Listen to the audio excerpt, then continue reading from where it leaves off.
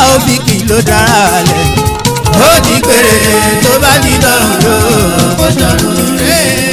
Iléeṣẹ́ Sule Matute TV under the management of Sule Matute Hausa tonko Fuji King Sule Mat. Ẹ jọ̀ọ́ tí ẹ bá ti wo àwòrán yìí ẹ má gbàgbé láti bá wa subscribe ẹ comment ẹ like thank you. Sule Matute TV.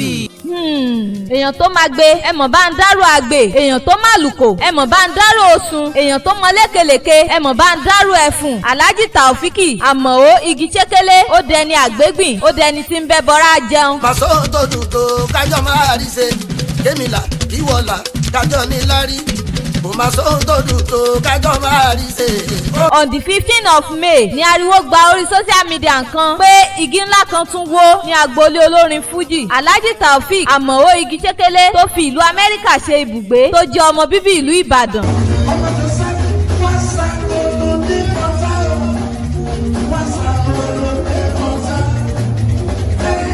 Láìpẹ́ yìí ni wọ́n ṣe ayẹyẹ àádọ́ta ọdún 50 years wọn tí ariwo gba ilé àwọn olórin lóríṣiríṣi ṣeré fún wọn. Kódà wọ́n ṣe polo àti fìlà wọ́n sì fi ránṣẹ́ sí àwọn olórin lóríṣiríṣi. Ọ̀gá wa Ambassador Sule Matute ọmọ Hausa tonko Fuji jẹ́ ọ̀kan lára àwọn tí wọ́n fi polo náà ránṣẹ́ sí tí wọ́n sì fi owó lé lórí pẹ̀lú. Ọ̀gá wa wọ studio wọ́n fi ara ṣiṣẹ́ fún wọn.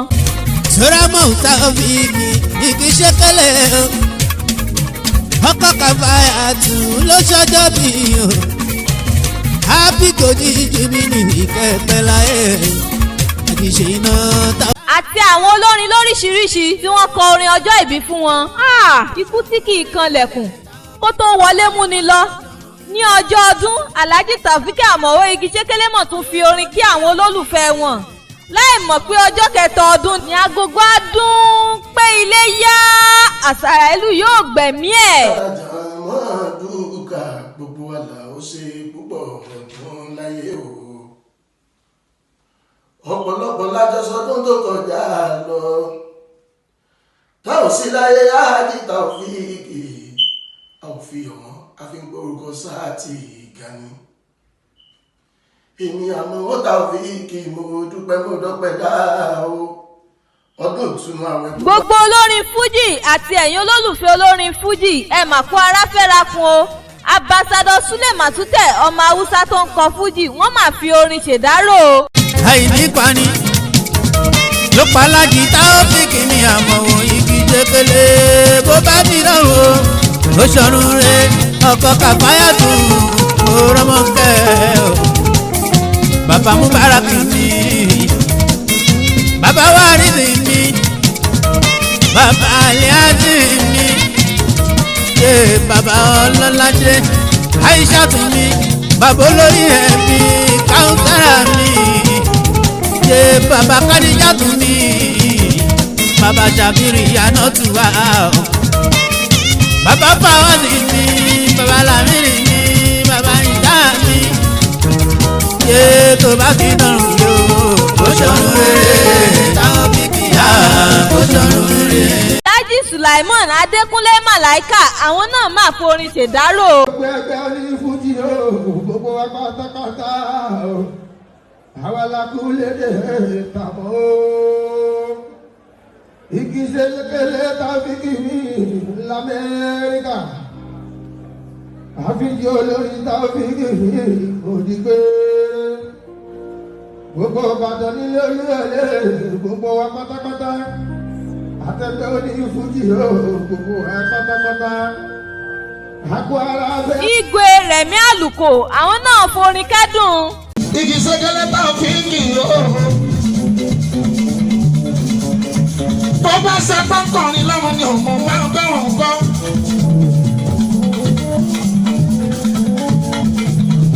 Kò sẹ́ni tó lè pé kó o kú ní sẹ́yìn. Àmọ́ tó bá ti ṣẹlẹ̀ ó ti ṣẹlẹ̀ o. Ẹ̀yin ìyàwó, ẹ̀yin ọmọ o. Wọ́n ṣe lédè lẹ́yìn rẹ̀ o. Igisekele Taofeek ni o. Ìṣòro tó bá ti lò ó. Alhaji Muniru Sugar America based àwọn náà máa forin kí Alhaji Igisekele Podigbére. lóró paramọ́ Amoo Igisekele àmọ́ ó lọ nílẹ̀ ìyá orí mọ́ gbogbo ní Fuji l'Amẹ́ríkà wọ́n ṣe lédè lẹ́yìn o àmọ́ ó Igisekele alámọ̀ ó lọ orí mọ́ àmọ́ Ìbàdàn nílé Olúyọ̀lé ọmọ àjẹgbéjẹ ìkàrà wọn máa fi ìkàrà wọ́rin mu Ìbàdàn lójó ìlú Àjàyí ìlú Ògúnmọ́lá olódodo kẹ̀kẹ́ yìí. mo mà kí gbogbo ọmọ ìlú Ìbàdàn pa kú ara fẹ́rakùn ẹni ire tó lọ ọ̀pọ̀ àwọn olórin jàǹkànjàǹkàn ni wọ́n tún ṣèdárò ẹni ire tó lọ mò ń bọ̀ mi ì tí ì dé ẹ má gbàgbé láti bá wa comment kẹ́ ẹ like kẹ́ ẹ sì bá wa subscribe sí orí YouTube channel wa Sule Matute TV. ọmọ gbàdé gẹ̀ẹ́sì ìmọ̀ ọgbà ẹ̀dẹ́lẹ̀ adétúkọ̀ mọ́ta ọmọ gbàdé gẹ̀ẹ́sì òyìnbó nílùú gbogbo àpò ẹ̀dọ́.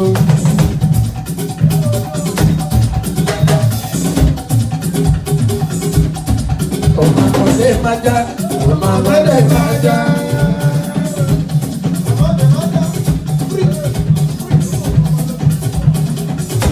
oṣù ọmọ àmọ́dé máa já ọmọ àmọ́dé máa já. l'Amẹ́ríkà ọmọ àmọ́dé. Sule Matute TV. ó yá go and subscribe o ẹ tẹ̀ sójú ẹ̀ wáì.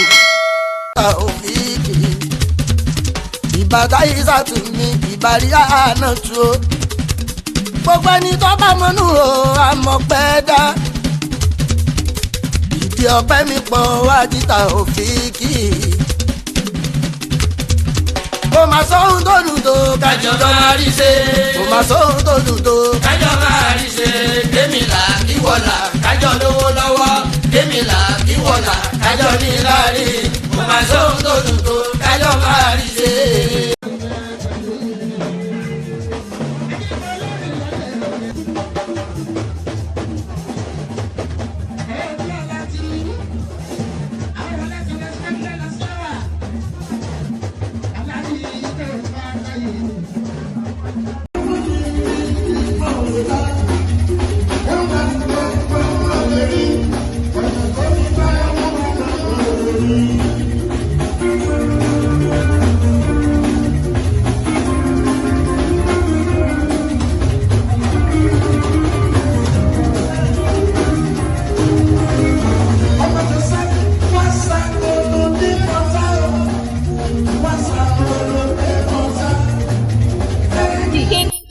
ẹ jọ̀ọ́ tí ẹ bá ti wo àwòrán yìí ẹ má gbàgbé láti bá wa subscribe ẹ comment ẹ like thank you. Sule Matute TV.